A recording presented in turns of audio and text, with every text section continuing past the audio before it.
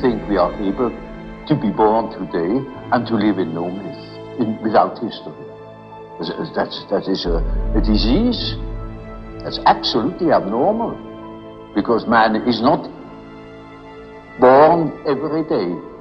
He is once born in a specific historical setting with the specific historical qualities, and therefore he is only complete when he has a relation to these things. It's just as if you were born without eyes and ears. When you are growing up with no connection with the past. From the standpoint of natural science, you need no connection with the past. You can wipe it out, and that is a mutilation of the human being. Man is not complete if he is not conscious of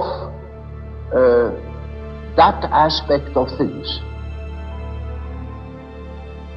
You read books. Philosophy, psychology, or so-called religious books.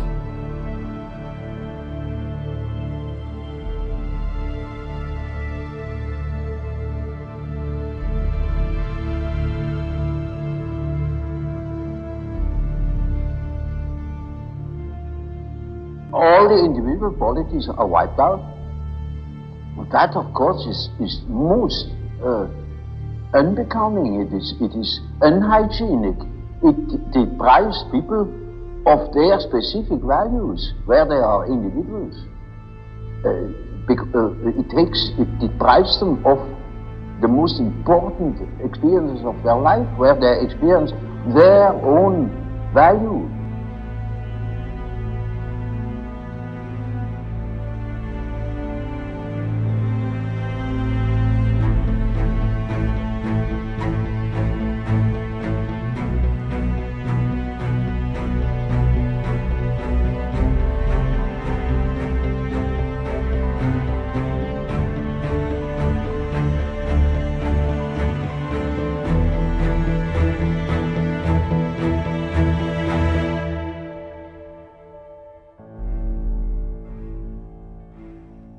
Well, the ego can't reflect upon itself unless it has a mirror against which to read itself, and that mirror would be the mythological schedule that lets it know where it is. It's a mirror with a schedule on it, a patterned mirror, and the ego sees itself in that reflex and knows where it is on the scoreboard.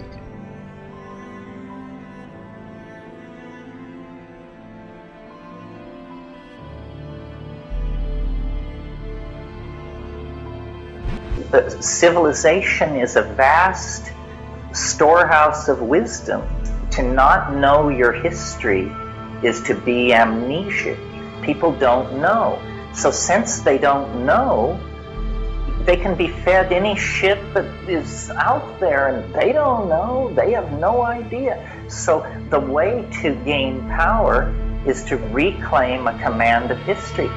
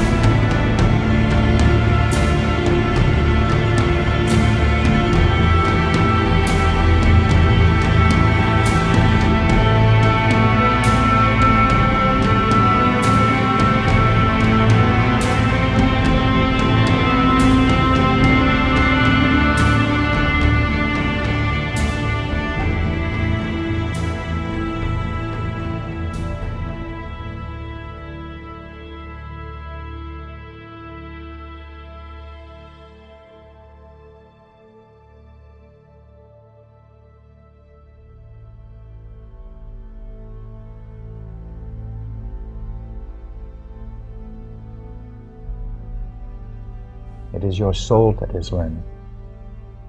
It is your soul that is learning. It is your soul that is growing. It is your soul that is growing.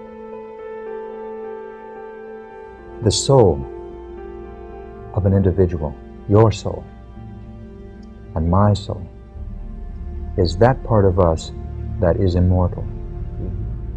Your personality is that part of you that was born into time, that matures in time, or at least grows older in time, and then decays and passes away.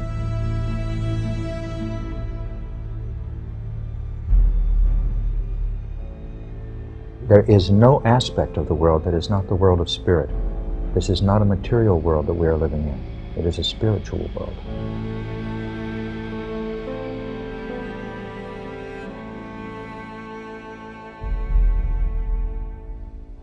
We live in a perfect universe. We live in a perfect universe of life.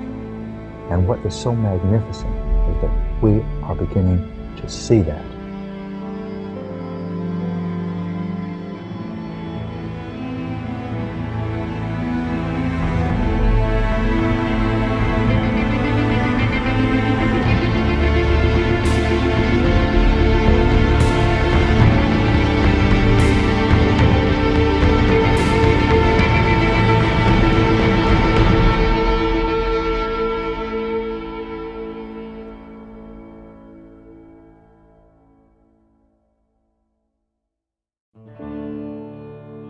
Each plant, each tree grows from a seed and becomes in the end, say, an oak tree. So man becomes what he is meant to be. At least he ought to get there. But most get stuck. They could get much further if they had heard proper things, or if they had spent the necessary time on themselves. But this is not popular, you know, to spend time on oneself, because our point of view is entirely extroverted.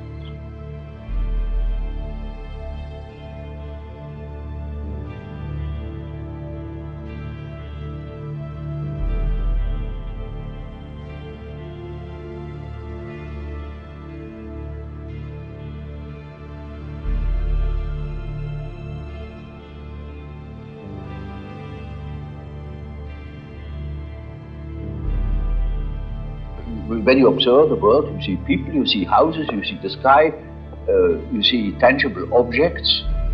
But when you observe yourself within, you see moving images, a world of images, generally known as fantasies. Yet these fantasies are facts. It is a fact that a man has such and such a fantasy. And it is such a tangible fact, for instance, that when a man has a certain fantasy, another man may lose his life.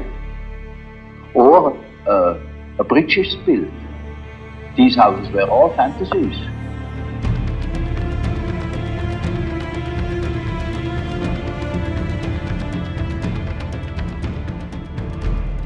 Everything you do here, all of the houses, everything was fantasy to begin with.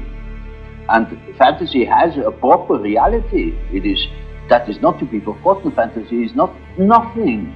It is, of course, not a tangible object, but it is a fact nevertheless. It is, a form of energy, despite the fact we can't measure it. It is a manifestation of something, and that is a reality.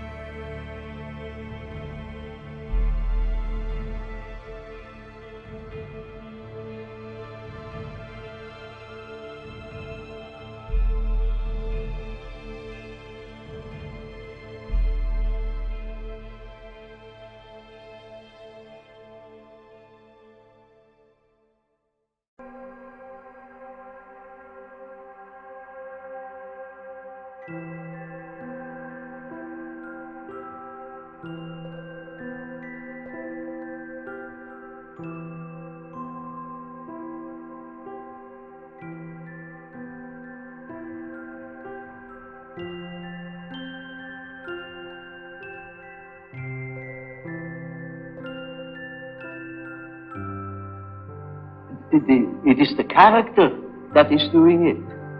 There is a definite inherited complexity. You see, We are born into a pattern. We are a pattern. We are a structure that is pre-established through the genes. It is a biological order of our mental functioning. As for instance, our biological or physiological function follows a pattern. Or the behavior of any bird or insect follows a pattern, and that is the same with us. Man has a certain pattern that makes him specifically human, and no man is born without it. We are only deeply unconscious of these facts because we live all by our senses and outside of ourselves. If a man could look into it himself, he would discover it. And when a man discovers it, in our days, he thinks he's crazy. And he may be crazy.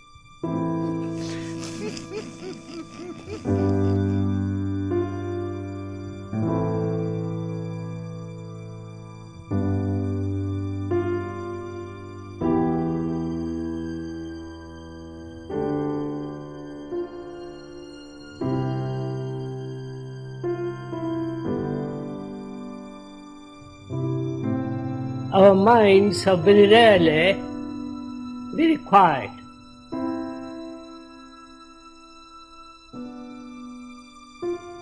Silent. And having a free mind. A mind that's not cluttered. A mind that's not stretching out.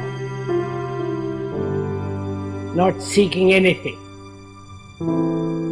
But absolutely quiet, silent.